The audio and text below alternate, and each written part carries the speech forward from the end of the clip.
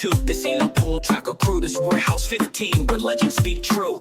3 rings on my fingers, gold medals gleam, but under this armor, life ain't always what it seemed. Yeah, we train hard, push limits, reach the peak, but the pressure cooker boiled man so weeks I couldn't speak. Sponsorships and smiles, hiding the inner fight. Good afternoon, good evening, or good morning, wherever you may be. I know we have people across the world listening to us. This is the Warehouse 15, where we keep it real. And if your feelings get hurt, well, sorry, but not sorry, as they say. Well, good morning, good morning, good morning, good morning, and good afternoon, depending where you are. Mr. TJ, how you doing? I'm good. Just hanging out right now, getting ready for this conversation. This weekend's a little weird for me though. I watched you guys remember the original Beetlejuice? Like the old movie Beetlejuice? The best, They made a number 2 and I suffered through it and I'm really mad about it. So that's my update from the weekend. Not so good for me. Mr. Moreno, how you doing, coach? You know what? Let's see. I'm doing great. But first of all, on the Beetlejuice, I didn't watch it because of that. Everyone's, oh, can't wait to see it. I'm just like, it's been, I don't know how many years. I said, no, I'm not even going to watch. I watched Gladiator. And I want to watch that. I haven't watched that yet. And you know what? It wasn't bad. But, you know, the first one was so iconic. It's just hard to replicate that. So, yeah, for me, that wasn't that good. But, I'm doing good. I just thought of a funny story because my daughter's been sick all week. She went to school. They sent her home. She was okay. A day later, she went back bad. And I was just looking at her. She looked so helpless and so quiet and so sick and laying there like my little baby. And I don't know why, just thinking, Herb, do you know what my daughter's first words were? I know. Where's Coach Perez? Ready for this? You ready for this? She looked at me. She was like, TJ. Oh, really? TJ.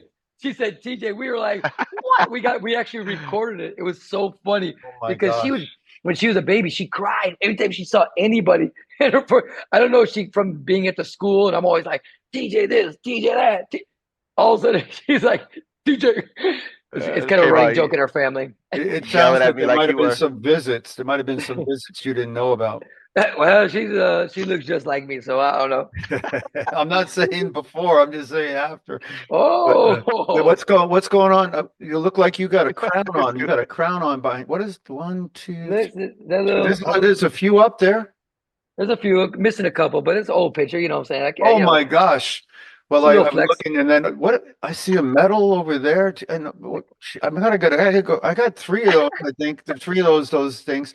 But when we're talking about the old school, the old movie, the Gladiator, the Beetlejuice, I'm going to just say that I agree. I agree. Also in Taekwondo, the old medals, the guys who won medals, and 3 of them are on the podcast today. So I'm going to say it out loud. But then again, there really is only old medals. The new ones aren't. Can I jump in real fast? Actually, I had a little bit of I had a little bit of a talk with somebody on social media, and again, I know, I know we argue we debate back and forth about old school, new school, and stuff like that. But it was just, this individual was talking about how the old or the new school, they can't do this, they can't do that, they can't fight, and I was just like, you know what?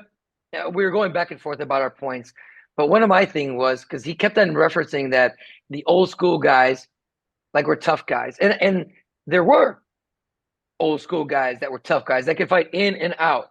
I said, but listen, I was on many national teams, and you were on 2, where some of these dudes, they were great in the ring, but they couldn't fight their way out of a wet paper bag. So let's not have this thing like everybody around us were badass tough dudes. And I'm not saying these guys nowadays are, but you know what I'm saying? I come on, we've been on a lot of trips where people, in certain situations would run the other way. I'm just saying.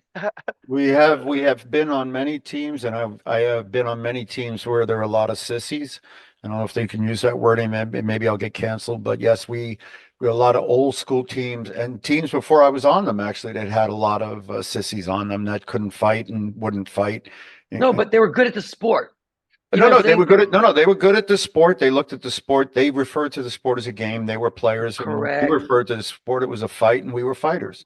I remember one of your good friends couldn't stand. Oh, actually, it was I think it was Greg Baker. Greg Baker was an old fighter. He's a rough guy, whatever. But I remember somebody would said, "Yeah, we're a Taekwondo player, and we played the game." And he's like, "What are you talking about?" I mean, There were some people that looked at it as a game and a sport. Some people looked at it as a fight and a sport. And I think I would be willing to bet there's some people in this day and age, I mean, that look at it for sure as a sport, but there's some of them that can ball their fists up and they can let it go if they have to. I believe. Not all of them, but I think you guys have, listen, you guys are closer to the athletes than I am, and you've got some great athletes, and I'm sure that some of them can actually fight. It's not evidenced by the Olympic Games by any means, but I'm sure that, they can hurt things more than other people's feelings, right? So, I'm going to assume that that's the case because I never like to diminish the athlete. I think it's the responsibility falls on the organization and what the expectations are, which is what we talked about last week. And I think we're going to kind of try to continue on this week, which is where are we? What are we doing? And I know that Coach, you had something you wanted to say about that. And before we move on to the next topic.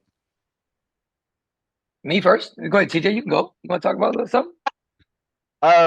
We're just going back for the recap for last week. A little bit, yeah. Yeah, we can do that. And we can also, I know we want to talk about solutions. I'm not the kind of guy that, if there's a broken window, I don't want to talk about who broke the window. I want to talk about what we can do to fix the window. So it doesn't matter. You can point out a problem, but do you have a solution? So we're going to get to solutions this week. But before we get there, let's recap and make sure we got everything where it needed to be. Yeah, I mean, I know. So I kind of ended on, I asked Coach Moreno just kind of like, was this what you envisioned when we talk about a national team program or the setup and all that stuff like that? Honestly, for me, I think the one thing that stands out the most for me is just I think the level that we get involved, the level that the national team get involved with the juniors. Like I think I was very privileged when I was a junior. I was around the big dog coaches. I was around the guys that been there before, done that before, and like those are the ones that were guiding me through the process that would, I would say, ultimately help me later on at the higher levels. And I'm not saying no coaches that go are good. I just think look, you have two high level coaches, that are with you as a junior and a cadet, or not cadets then, but as a junior, kind of like showing you how things are, have your support and your development at the competitions and everything. So, I mean, it's just a little bit of a different take on where we are now, and then kind of just selecting teams to go with the kids to the event, coming back, and then restarting again the next year. I mean, listen, I'll add to that, like in a sense. First of all, Young, I'm not. Of course, you're correct. If you're going to throw some shade at people or things, sometimes you might want to try to, help fix it. But I'm going to tell you something, to be honest with you. I don't think it's my job to fix it. If you want to hire me, if you want to bring me, not hire me, you want to bring me to the table, I'm more than willing to give some introspect on it and maybe find some solutions. But, that being said, I mean, kind of what, TJ mentioned, I've heard in the past that, some of your best coaches should be at the bottom level. Some of your best coaches should be watching some of these young kids because generally speaking, they could be the best teachers. I'm not saying all the time, but at least be aware, at least be understanding, at least know people's names, at least know where people come from. I would think that if you're a big program and you're looking down, you should be doing that instead of just looking what's right in front of you or what kind of falls in your lap. I think you should be doing it, going down a couple different layers, which, could beg the question, and maybe this is a great topic to talk about today, is where different people, different coaches fit in the hierarchy of coaches. Because, come on, I know everyone says, oh, I want to be a national team coach, but what level? Cadet, juniors, seniors. Oh, I want to be Olympic coach. Maybe, and this is what I think is interesting because I love other sports. You look at, there's great, I mean, phenomenal high school coaches. There's great collegiate level sports coaches, and there's great professional coaches. And very rarely do they switch and have success. For example, American football, one of the most established, detailed money sport in the world. Not many collegiate level coaches who are unbelievable can go to the pros and excel. Like, it's extremely low percentage. And why do you think that is? I think it's a different type of athlete. I think it's, sometimes you're dealing with money and professionalism versus developing men or women. I think at the younger, you're still developing skills. Their bodies are growing. The rah-rah it makes, do it for the school, do it for the Alabama Crimson Tide, do it for Notre Dame. People buy into that. In the pro level, because they changed so much, and the collegiate level is changing now because of this NIL. But I think that has a big thing to do with it, But also, coaches know inherently, I'm going to take this individual, I'm going to develop them, I'm going to coach them, and they're going to move on, and they're okay with that. But in our sport, you got a lot of I want to hold on to them because I know best, because I know them the best, and that's not the truth. Just because you know them the best doesn't mean that you know the best. Does Korea have a system similar to that? Like with their high school teams, their elementary teams, they do Taekwondo throughout their whole school developments, correct? So it's kind of like that. Yeah.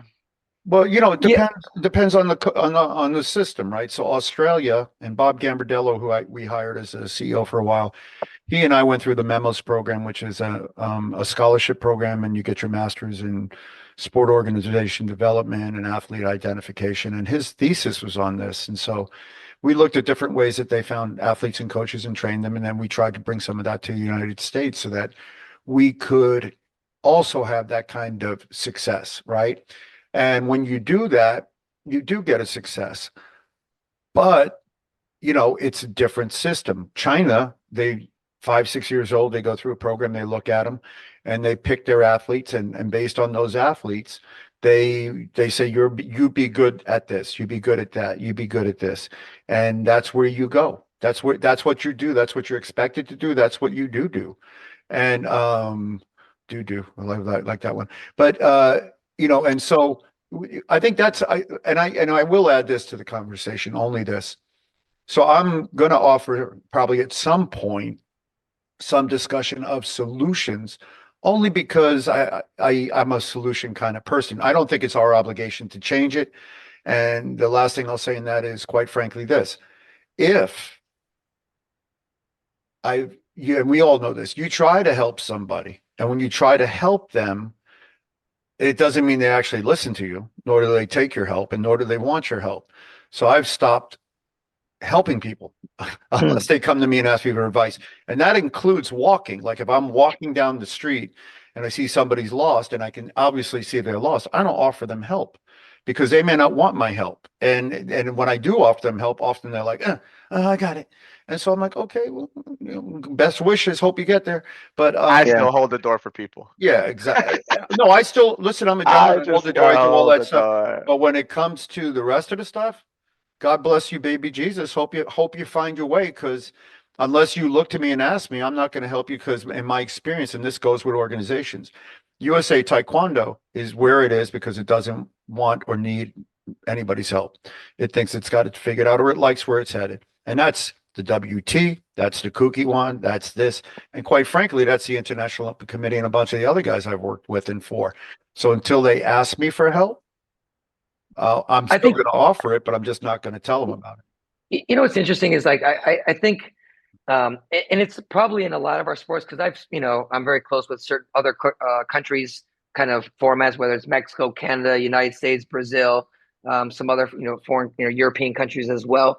I think that our sport doesn't do a good job of recognizing and giving people accolades for coaching, being successful at coaching at a certain level. So TJ, you asked about Korea. I mean, generally speaking, as the kids get better, they have a different model in Korea nowadays where, they're letting the coaches kind of move up with them, onto the national team level. You're starting to see that. But I think, this country could be a country that says, we value a cadet level coach.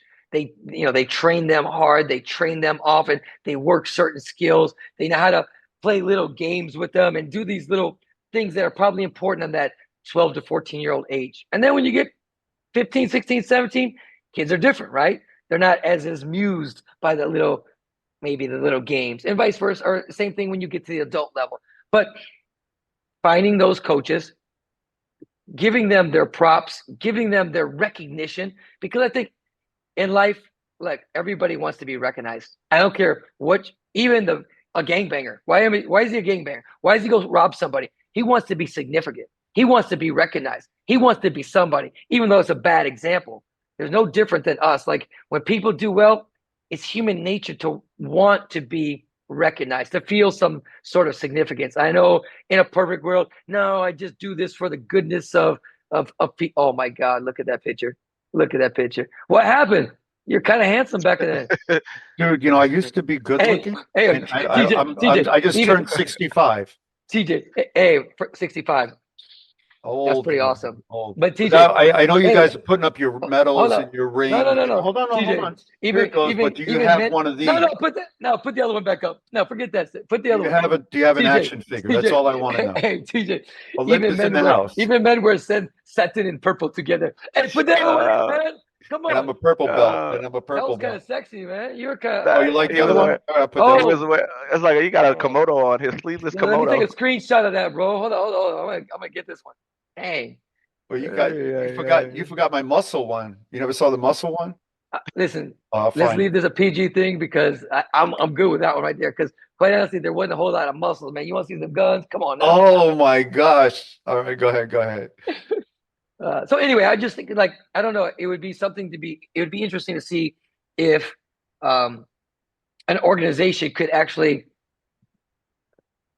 not keep people, but like recognize people in their developmental level. Because again, I don't do much in this country right now. But when I look at certain coaches, I can give it up. I can go, wow, that guy's a really good junior level coach. And sometimes it's by virtue of how many people they develop, how many medals they get, how many people they put on the team. I just don't see them having the same success at the senior level. That doesn't mean that they couldn't develop into that, but they haven't. And it's okay. Nothing wrong with that, buddy. Nothing wrong with that, lady. You're an amazing cadet coach. Maybe better than me. Cool. Yeah, for me, I think it's cool that at that level, at that age, that the home coaches are involved. You know what I mean? But I also think there should be some kind of I don't want to say guidance, but like I don't know, just a feel good. Maybe it don't got nothing to do with development or building. I just felt like a different kind of support when I was a junior. Like I had big names with us. I was like you said, I was surrounded by Olympic coaches who had Olympic medals that were coaching the junior at that point. Like that's who I grew up around. That's who gave me my vision and put me in a position to like, okay, I really want to do this, or maybe point me in the right direction. But I had influences all around me. I remember, I remember being at my first junior Pan Am championships and losing losing the semifinals, I believe it was, to a controversial call, whatever it may be. And I remember taking my mouthpiece out and dropping it on the floor. And I think it was Miss Lemus actually. Miss Lemus, she's like, hey, shut up.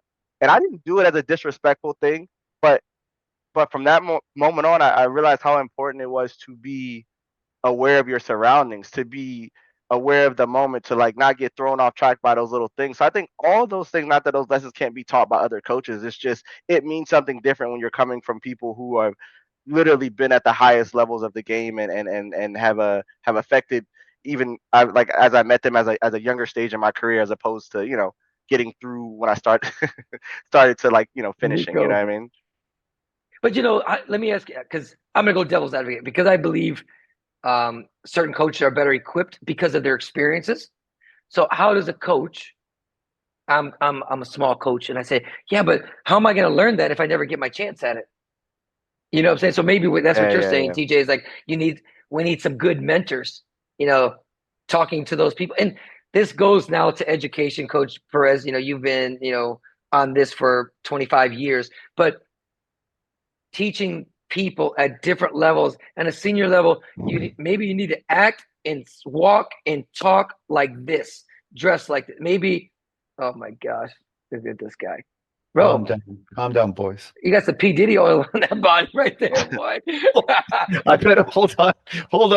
Let me take that down. Hold on. The P Diddy comment killed it. That ain't much better. Yeah. No, but you know what I'm saying? Like, so think about that. Like, if coaches are teaching people, this is how you act at a senior level, this is how you act at a junior level, this is how you act at a cadet level, it's no different than a head coach having a technical director to go and deal with technical issues with the WT, right? You need to have a buffer. The coach should coach. So when I get in the ring, I don't feel any malice because that referee saw me arguing with him later. Let my technical director go do that on behalf of me. You know what I'm saying? Like there's just certain people's jobs that need to do those things, and everybody can develop and get better and excel. And I think that that's, probably missing in this country on many levels. So I think what you guys said is correct. And so here's where I'll dovetail into it, right? And try to offer perspective. With regard to the coaching and how you develop coaches and what coaches, so coaches should start with a general idea on what they want to do. So if you're a coach, and I'm kind of going through this with my son, who's an athlete at the moment, and so I'm preparing him for a life of coaching, because at the end of his athletic career, he's going to be a coach. And I'm working with actually a professional soccer player now that's coaching my son. And I'm telling him the same thing. You're an athlete now, 10 years from now, you're going to be a coach. So build your understanding of the game now. And actually, I have him building content now so that when he stops being an athlete, he doesn't have to become an insurance salesman, right? Or work as a lawyer or whatever. If he loves Who is this? Who are you talking about? Your son or the guy that's coaching your son? Both. Okay. So I'm building a legacy for the guys who are coaching my son, saying, hey, have you thought of this? Because I didn't when I was an athlete. And I wish I had, because then I would have been 20 years earlier. And so he heard it and it resonated with him. And so he's now, good thing about doing that is then you start to reinvestigate yourself and what are my goals? What am I doing? How am I teaching? How am I understanding this, even when you're an athlete?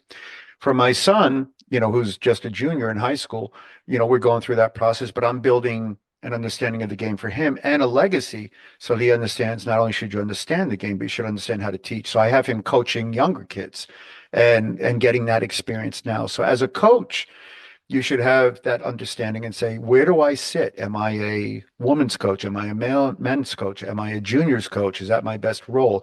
And Korea does a pretty good job of this. They have very elite coaches. Kim, the best coach in the world, studied under the best coach ever. Ko Min taught Kim Se-hyuk. Kim Se-hyuk was a high school coach. Juan trained there. Coach Moreno trained there. And the best players in the world trained there because he was the best coach ever. He then went and only coached Olympic level guys because they recognized in him an understanding of the game that came from Ko Min. And when you look at Ko Min's legacy, this is a guy who had the best coaches in the world under him. And to this day, I still talk to guys that I didn't know were his students, including the guy out here by me. And they were contemporaries of these guys, of Ko Min, contemporaries of Kim Se-hyuk.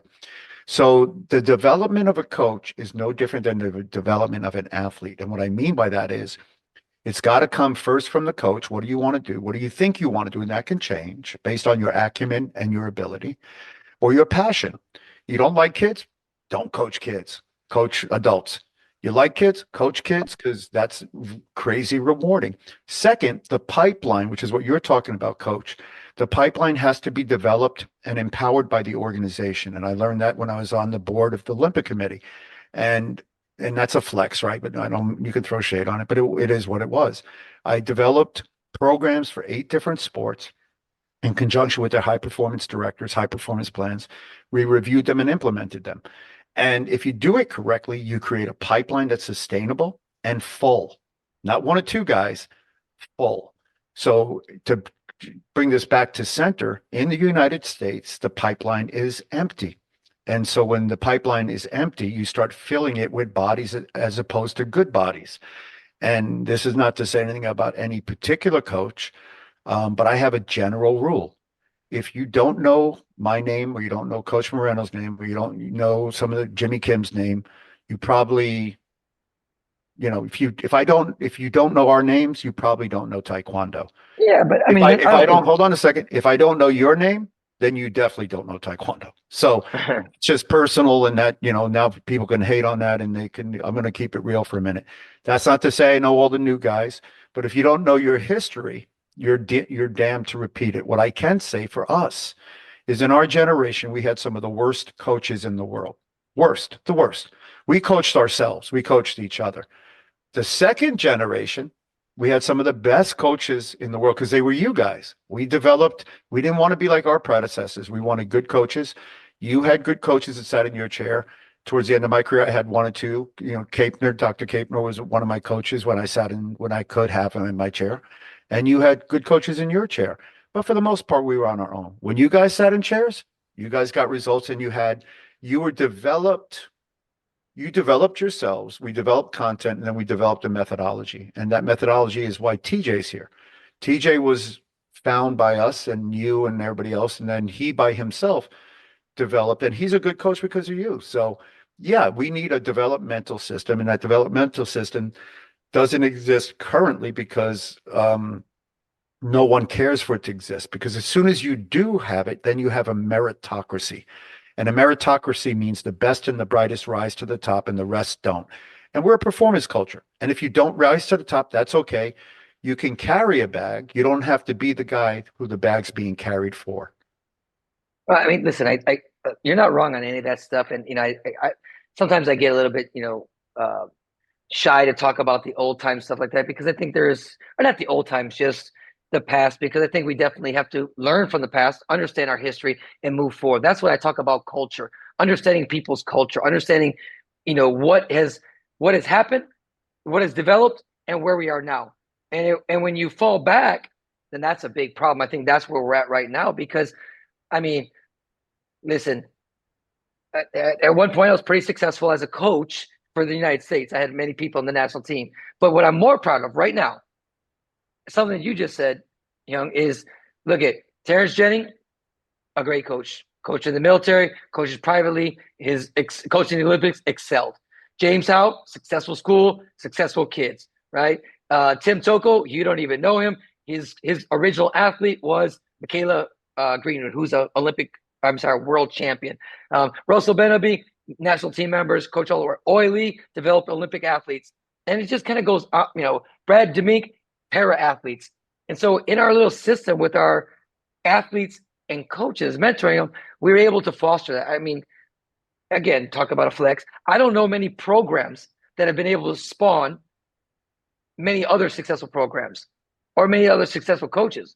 I mean, but I just think that that's what we need to do. And I didn't set out to do that originally, but for sure, me and TJ had specific talks when he was winding down his career. Me and James Howe, specific talks about, okay, what's the next thing, whether it's a school owner and how to develop kids. We still talk about it. TJ went into the military, coaching at a professional level. I mean, and we talk daily about this, but right? You undersell yourself. So I'm gonna put a little bit of something out there for you before, and then TJ will get to you. So first of all, you and I worked together in camps and stuff, right? And when we were talking back then, we talked about stuff. You took the small framework of what we were working on together when we were working for Macho and all those guys in Century. And you created something that no one ever thought to create, which was you privatized Olympic development across the country. And as a result of privatizing it and making it a profit-based system, like a professional club, you went out and found 10 to 12 to 15 of the best schools that you could work with. And then you proved your legacy and your product. So I don't want to undersell the fact that Peak Performance put more people on teams than, the national programs does. And so that's got to be said. And then the rest I don't want to just gloss over that. All right. No, I guess that was my point originally. I'm going back to that story about the Pan Am Championships, the Junior Pan Am Championships. I don't think I've ever in my career had a bad coach. You know what I mean? I've never had a bad coach. I've been around great coaches since day one. And my Master Reese put me in positions to meet you, to train around you, for you to have identify and see me. And so I've always been in a system where it was building towards something bigger. So I mean, I think that's the part that I miss personally, is like having these kids be around something they aspire to, or something that some people that have like, I knew you guys were from, my original coach was from Ivory Coast, who came to the U.S. to train at Howard, and he started a program with a vision. And there was a lot of us, and through that whole thing, he kind of put us in positions to be the best. I mean, we went to all sorts of seminars, We showed up to, I've been to Stephen Lopez seminars, like, fast forward years later to fight his brother, to have to stand in the ring and fight with him, like, but we were in those positions to be around people who were at the top of the game and all that stuff like that, and great coaches. I think we had great, like you said, we had great coaches from the bottom all the way through the process for me. So I think that's the part that I'm pointing out. You know why? You know how when you're great, when you actually come on. Patrice O'Mark was one of the greatest fighters ever, historic. He was he's a monster. But then he becomes a coach, and that Listen, that guy lived in my first house when I first moved. Not lived. He came to my first house in Miami. I didn't even have furniture. Him and Arlene Lemus and two other athletes.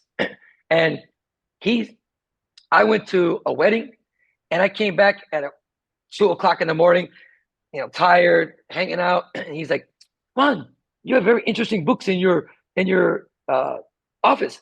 Did you read them?" Yes. Okay, wait. I'm like, "Sir, I'm going to sleep right now. Can we talk about it later?" Okay. But it's funny because you're absolutely right. He brought you to how many different seminars? He brought you in a learning environment. When you came to me, he came and he watched you. He watched you in my program. He told me things that I didn't even know about you. Like that's how you know you're great. When he said, "You know what? Here's the handoff.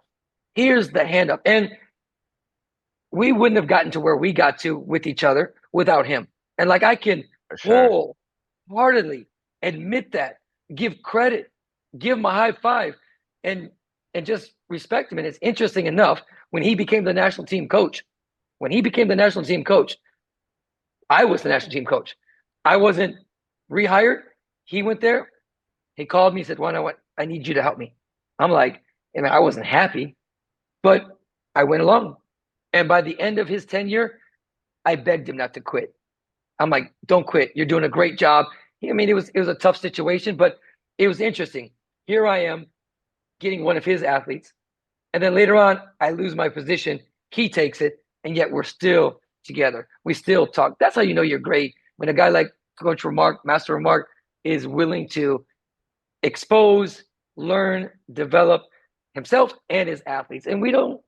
Yeah, he made us afraid. He made us not afraid of anybody. He put us in everybody's room to hear it from every single person. He was never shy about that type of stuff in development. And if he thought that person had value, he wanted us in front of them. That was the goal. That's because Patrice Remarque was a great athlete and to be feared. And he was one of the few guys, along with Jimmy Kim, that I feared. And because I watched him fight, and I watched people leave the national championships when they saw he was in his draw.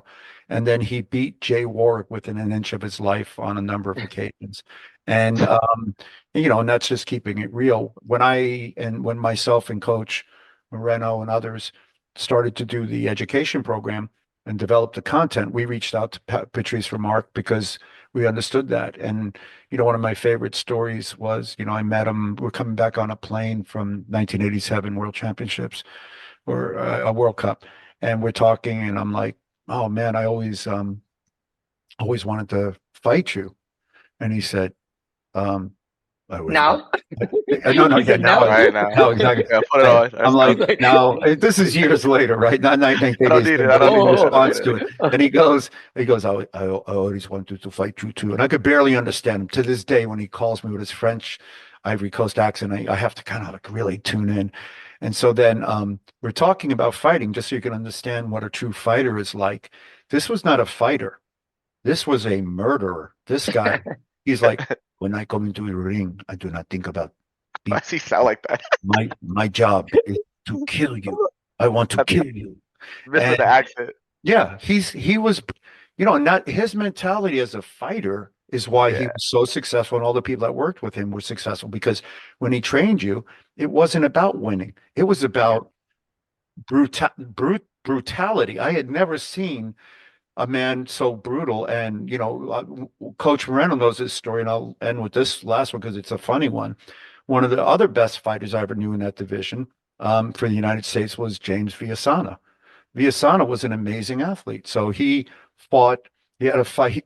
He looks at his draw. This is 1991, and he's got to fight Patrice Remarque. He goes, "Captain, who is this guy, Patrice Remarque?"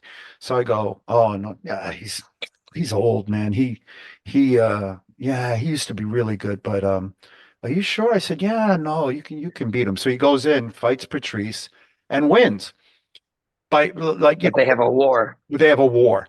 The next day, Villasana can't walk. He's got compression fractures. They're afraid he's going to have his legs amputated. I mean, it was truth, right? And so he looks at me and he goes, "Hey, Captain, I think he was a little better than you thought," right? So then no, but first of all, he has a country accent, so he's a Texas. He's like, "That guy was pretty good. Yeah, he was not bad. Y'all told me he wasn't too good." And we're like, no, we tell him the truth at the end of that, right? But But that's a great example of two things. One, Patrice is a fierce warrior. Number two, if you believe something is possible, which Viasana did, it becomes possible. Viasana, listen, just to close the door on Viasana, this is a guy who didn't understand that the stuff that you were taught or you could do, you shouldn't do. So he would go and do stuff that other people would be like, you want me to do what? No, no. He would just go in and do it. Like the first time I saw him. I got a Patrice story. Patrice, so this is 2000-ish, 2002, 2003. He comes to Miami. I'm training a bunch of guys, and he wants to train. He wants to go to practice. So, everybody's got sweatpants on, shirts, baseball hat. He goes in the locker room. He comes out in a full dobok. And I'm like, oh, okay. And so earlier we had trained, and like we did like in one gym, we did some line drills, and I step spar with them up and down, making sure just to make sure it was light, because I'm like, I don't know what he's going to do to me.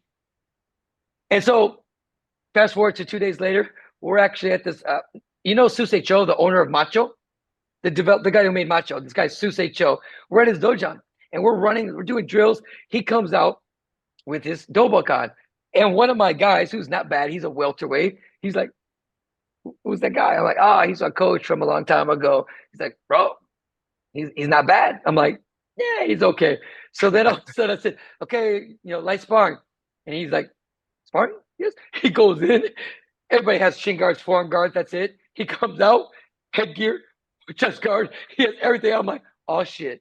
So my guy, Patrice comes in, my guy goes, powder chuggies him underneath. He doesn't flip. He comes out, my guy, whack, kicks him in the back. That was the last two kicks that my boy threw. He got axe kicked on the floor. He got back kicked through the wall. He's like, dude, guy's pretty strong. I'm like, bro, you just messed with the wrong SOB right there, man. But it was just funny because this was 2000s. This is a decade later. And he was just like, he's a great guy. Great guy. He's a great fighter. Well, we were supposed to catch up on solutions, and I'm not sure we're going to get to that today, but that's okay because that'll be next week's podcast about what would you, and we'll think about it for the next week, but we're going to continue on this for a few minutes. But for next week, I think we should think about if you were given all the money in the world or the resources, you won the lottery tomorrow, and where Juan goes to get his cafecito, if he went and bought the loteria, he came in and won, what would he do besides, take care of me and get me a nice place? I know what I would do. Portugal. I know what I would. First of all, what I would do in that situation, I would go right to the airport and fly to one city and smack the shit out of somebody. And then I got one more place that I'd go to too. Then I'll figure out something else. That's why I win everything. The list of people that need smacking is long and longer. When we talk about Taekwondo, we'll talk about. I want to think about it because I think it's an important topic. And what would you do if you had resources, you had everything in the world, and you were gonna prove to people what is possible, right? Because the idea that we don't have the athletes, we don't have this, we don't have that, that's not true. We have the intellectual property, we have everything that we need to make it successful. We've empowered through acquiescence and pandering a certain group to run organizations, and this is across the world, not just here. And that's in sport and in martial arts. And as a result of it, they do what they do to keep themselves in power as opposed to produce medals. Now, if the Olympic Committee had a set of cojones, they would do what they used to do back in the day. And if you didn't produce medals, you were asked to move on. The average tenure, just so you understand, for an executive director in any sport, and I know, Juan, you were on the board as well as like me. And TJ, did you serve as an athlete rep to the board? So yes. The average tenure of a yeah, the average tenure of a CEO. Making up meetings during training time, making me bad. The average tenure of a CEO, and then reprimanding you when you didn't come. Oh my gosh, I had to train. The average tenure of a CEO in the Olympic movement is less than 2 years. That's the average tenure. So you don't perform, you move on. You do perform, you move to a bigger and better sport. So we have people circling the drain, and they keep coming back to. There's no sport better than Taekwondo. There's no sport better than Taekwondo. Then the question becomes, why isn't it getting results? So, that's a really a good question. But you made a good point about people circling back, and it's funny because I don't have a problem if people circle back if they actually truly wanted to be there, if they truly had something to give, not like gained it along the way. Does that make sense? You understand that, TJ? Like, for example, I've been gone, and all of a sudden you just bring one back just because. And then, of course, give me a year into it. Now I learn everybody. I kind of figure it out. Like, now, if one was over here doing something really good, and we pulled them back because we wanted that. But I don't think that's the case in the USA Taekwondo. That's one. Two, hot off the press, I don't know if it's true. I'm going to say it. I just heard today that the current CEO is leaving December 30th. That's what I just heard. Now, I also heard that in December 30th of this year? Yeah. So I heard that rumor, and then I'm not going to mention any names, but I got a very whenever you get something personal, somebody gets ass burnt, as I called it. I got a personal text threatening me from an individual in the organization saying what was said was not true. Where did I hear it, and who said it, and don't believe everything you said. So that individual was supposed to be gone already. So that guy should have been gone already, according to whatever. The organization that's funding Taekwondo in that town is under scrutiny because it misused or doesn't have whatever, violated some rules domestically inside its own state or whatever. So I can say this. Hopefully, just like any other professional team, there are guys in professional football that don't get to finish a game. They get fired at the halftime. During the halftime here, bad news, good news. The coach of the whatever is now gone. The assistant comes on, or they don't finish at the end of that game. They don't even go to the press conference because they're gone. And in soccer, it happens. In every other professional sport, when you don't perform, you don't get to stay. And in Taekwondo, for whatever reason, US Taekwondo, when it flushed its toilet of the corrupt leadership, that's now going to be the leadership of the of another organization. So I laugh about that. We flushed our toilet, and they found a soft landing, no pun intended, somewhere else. We replaced it with an equally self-interested, nepotistic organization that hires from outside the states. We couldn't. And just so you understand, in U.S. government, you can't get outside contracts from outside vendors that are not domestically sourced before you exhaust all possibilities in the United States for United States vendors.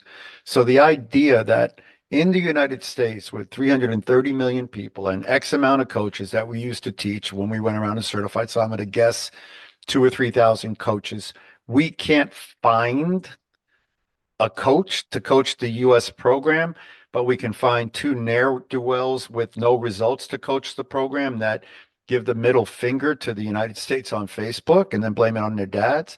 This is the best we can do. I don't believe that to be the case. The only time that survives is when you have a board that's asleep at the wheel, which this one is. You have a CEO who's self-interested and not from the United States. And you have a COO that was a former athlete that didn't perform and is still trying to relive his glory days or make up for the fact that he got knocked out unconscious at the Olympic Games. Of course, he's going to continue to take the cheap tickets to Korea to go eat food and talk to Cho. So that's you want to keep it real? That's me speaking. And why do I speak? Because I'm Olympus, and I got an Olympic gold medal and World Cup gold medal, and I'm a ninth dan. So I'm sure they'll come and try to take one of those. Some of them they can take, and some they can throw shade on. You want one last thing, and I'm going to keep it real, and you guys can't comment and won't. They had a 50th anniversary for USA Taekwondo. They apparently forgot. Oh, man. They forgot my telephone number. They forgot my record, and they forgot who I was and what we did for the organization. There wasn't a single athlete in the room that was part of the reason that there were any athletes in the room that was at the event. I think maybe Sharon. I didn't get one. I didn't get an invite. Yeah, no, hold on. In fairness, I didn't get an invite. I didn't get an invite. Sharon Jewell didn't leave the room. She's been there since 1988, so she hasn't left the room. Listen, so I love Sharon, but I got a lifetime membership and didn't get an invite. What do you want from me? I got a lifetime membership too. I got a lifetime membership. I'm gonna put that up. My membership ends in like year 3000 or something. They're probably gonna take it away from me now or something. But yeah, it's like No, but that's a lifetime good membership. question. Like on that, I mean, again, Lifetime I would membership. think that 50th anniversary. I don't know how many people came or didn't come. I don't really know, but that should have been.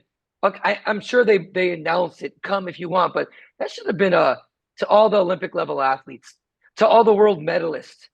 That should have just been a blast because they have all everybody's Come if you emails. want. You mean, so what you're saying, I want to understand this. The number of Olympic men who have competed at the Olympic Games, how many total?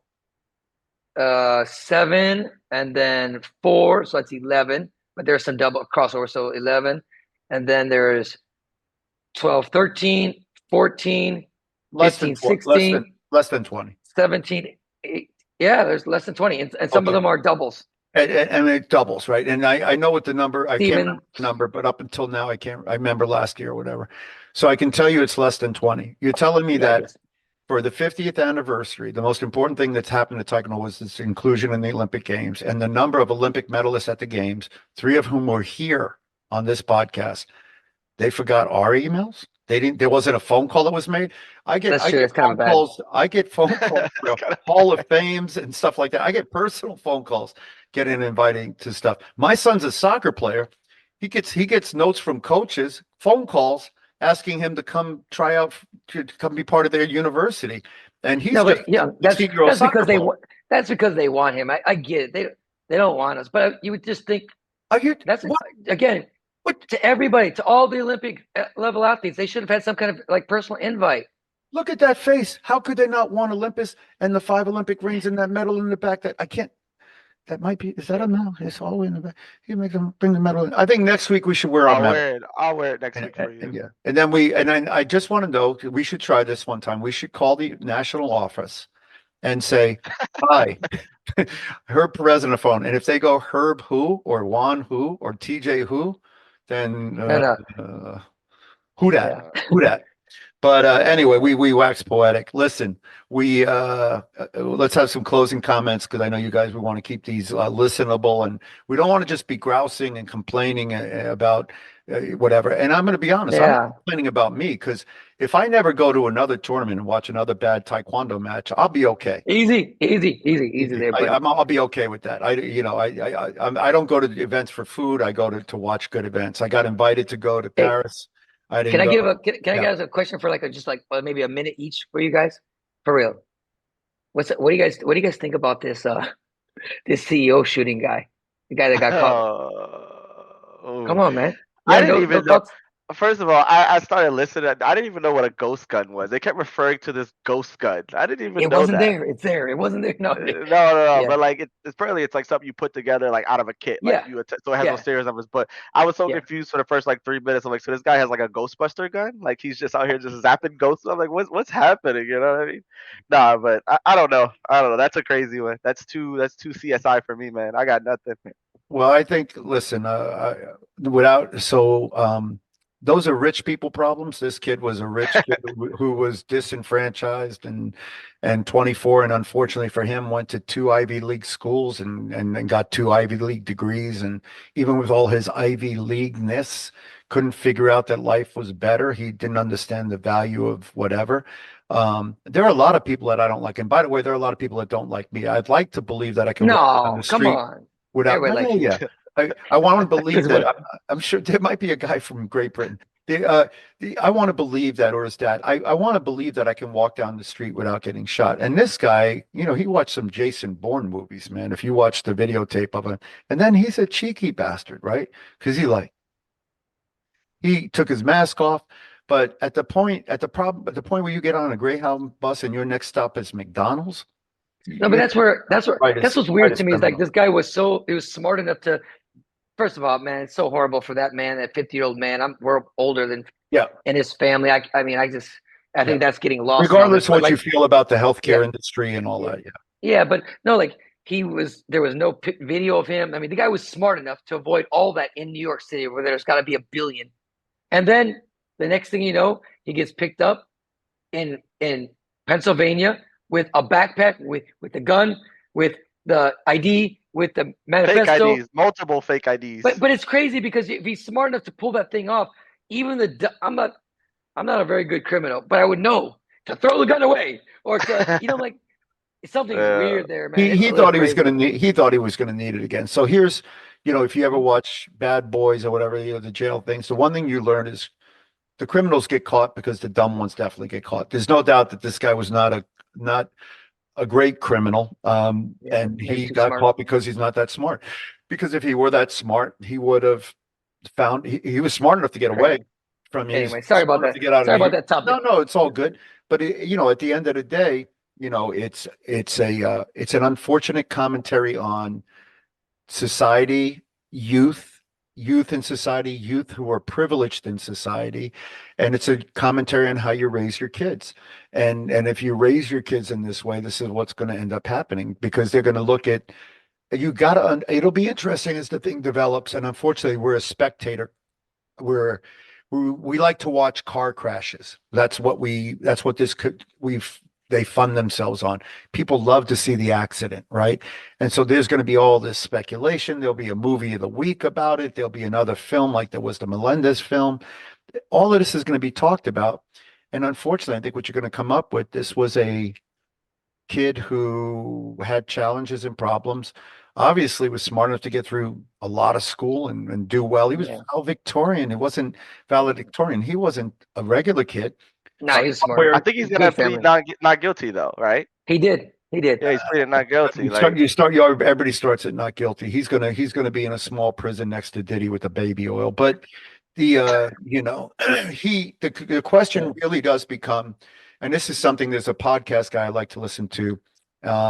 His name is Scott Galloway, and he talks about men raising men. This is a young man who was not raised by a man. This was a young man that wasn't raised to have a role model. We were all raised with role models. We had fathers in our lives, or we had seniors in our lives, or we had people we respected in our lives, that when we did something, we knew it was a reflection upon them. The only thing that kept me out of trouble was I didn't have a dad in my life. My dad, we left early. He was abusive, and I had seniors. I had Taekwondo seniors, my instructors. I didn't want to disappoint them. I had teammates I didn't want to disappoint. And now that I'm married and I have kids, I have a family I don't want to disappoint. I don't want to ever look at my son and think about the implications of what I do and the ramifications to him. So when you're not raised to be a man, you're not raised to be a gentleman, you're not raised to understand consequences, this is the outcome. I mean, I don't know about that kid. I heard his family's wealthy. I don't know if he was raised to be a man or not. He just made a bad decision, or he went cuckoo, or he just whatever. Obviously, this was a horrible decision, and it's a horrible tragedy for the gentleman that lost his life and his family that won't never have their father or their husband back. But it is a strange situation. It's too bad that we have to talk about these kind of things like in America. Anyway, we didn't have to talk about it. You brought it up. I know. But I'm curious about it, man. I didn't listen. I'm going to say this though. I just want to make sure so I can get ready. I got to start training a little bit. Then I hurt my shoulder, but I think it's going to get better. You talked about when you win the lottery, you're going to get on a plane to go to a particular city and slap somebody. That wouldn't be San Francisco, I'm hoping. No, I shake your hand when I see you. I'm not gonna slap you, man. You're good.